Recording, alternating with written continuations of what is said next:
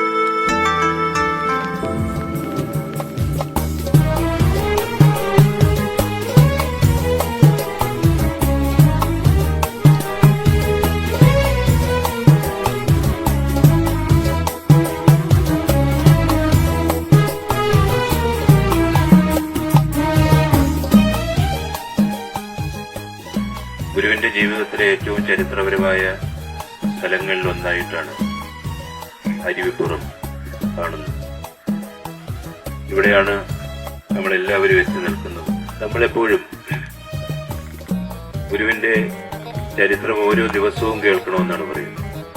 രാമായണം, മഹാഭാരതം പോലെയുള്ള ഇതിഹാസങ്ങൾ അതെല്ലാ ദിവസവും ചിലപ്പോൾ പാരായണം ചെയ്യപ്പെടുന്നു. അത് നമ്മൾ കേട്ട് തഴമ്പിച്ചു പോയ കാര്യങ്ങളാണെങ്കിലും അതൊക്കെ ജീവിതത്തിന്റെ ഒരു ഓർമ്മപ്പെടുത്തലാണ്.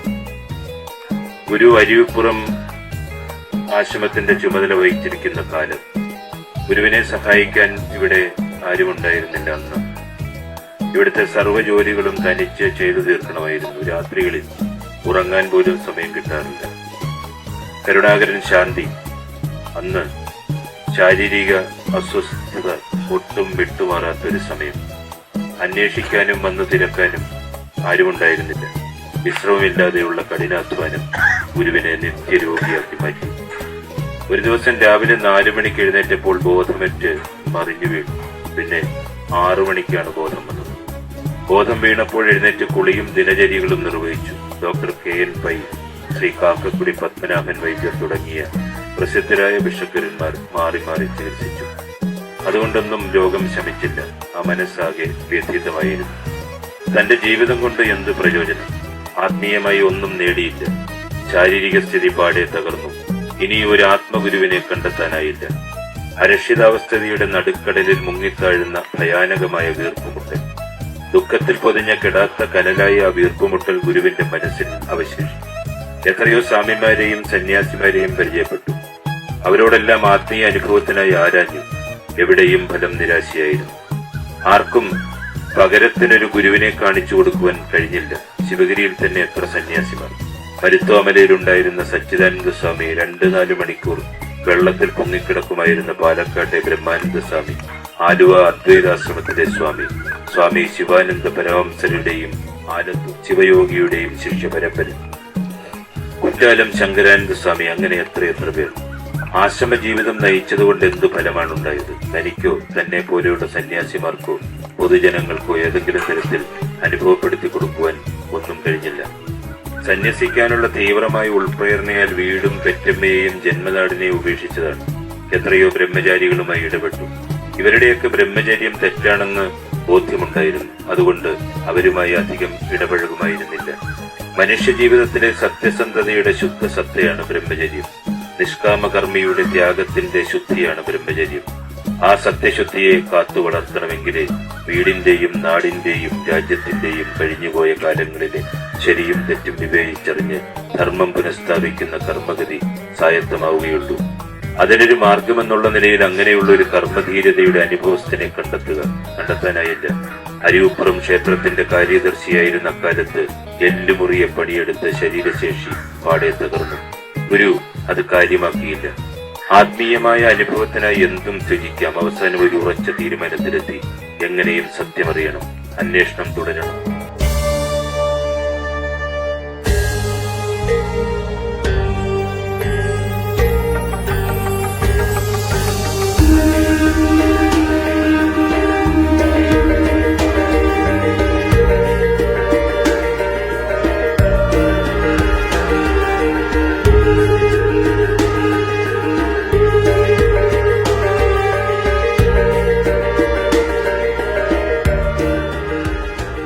ശ്രീനാരായണ ഗുരുസ്വാമികൾ തപസ് ചെയ്ത കൊടിതൂക്കി മലയിൽ പോയി 41 ദിവസം ധ്യാനിക്കുവാൻ കരുണാകരൻ ശാന്തി തീരുമാനിച്ചു. ജോലികളൊക്കെ വേഗത്തിൽ ചെയ്തു തീർത്തിട്ട് കൊടിതൂക്കി മലയുടെ മുകളിലേക്ക് കയറി.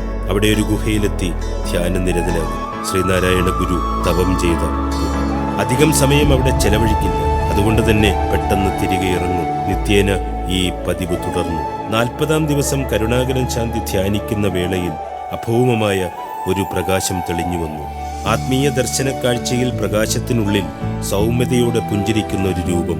ആ ചിത്രം വ്യക്തമായി മനസ്സിൽ പതിയവേ ശരീരത്തിന് വിറയൽ തോന്നിത്തുടങ്ങി. വാത്സല്യവും കാരുണ്യവും കലർന്ന നോട്ടത്തോടെ പുഞ്ചിരി തൂകി നിൽക്കുന്ന ആ രൂപം ക്രമേണ മാഞ്ഞു. കൊടിതൂക്കി മലയിലെ ആത്മീയ ദർശനത്തിന് ശേഷം ഒരാഴ്ച കഴിഞ്ഞിരിക്കുന്നു. നെയ്യാറ്റിൻകരയിൽ ഒരു ഹോട്ടലിന്റെ ഉൾഭാഗത്തെ ഭിത്തിയിൽ താൻ ദർശനത്തിൽ കണ്ട സന്യാസിയുടെ രൂപം കലണ്ടറിൽ കാണുന്നു. കടയിൽ ആളൊഴിയുന്നതുവരെ കാത്തിരുന്നതിന് ശേഷം കട ഉടമയോട് ചോദിച്ചു, ഈ കലണ്ടറിൽ കാണുന്നത് ഏത് സ്വാമിയുടെ രൂപമാണ്? അപ്പോൾ അദ്ദേഹം പറഞ്ഞു, അറിയില്ലേ, ഷിർദി സായിബാബ.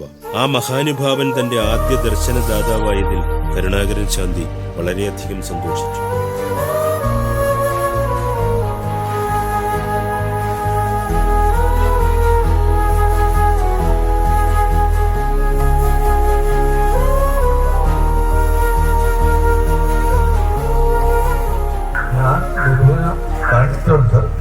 ഗുരുവിൻ്റെ കൂടെ നടന്നിട്ടുണ്ട്.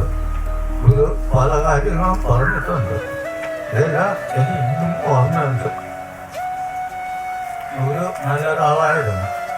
അങ്ങനെ ഒരാൾ വിശന്ന് വന്നാൽ ഒരു പിടിയെങ്കിലും കൊടുക്കാതെ അവിടെയില്ല.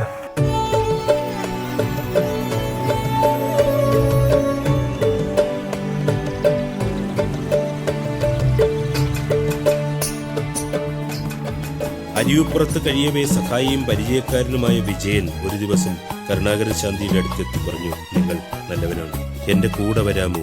ഞാനൊരു ദിവ്യനായ സ്വാമിയെ പരിചയപ്പെടുത്തി തരാം. ഇത് കേട്ട് ശാന്തിയുടെ മനതാരിൽ ആഹ്ലാദം അലയടിച്ചു. ആശ്രമത്തിലെ ചുമതലകൾ മറ്റുള്ളവരെ ഏൽപ്പിച്ച് ആത്മനിർവൃതിയുടെ ആദ്യ സമാഗമത്തിനായി വിജയനോടൊപ്പം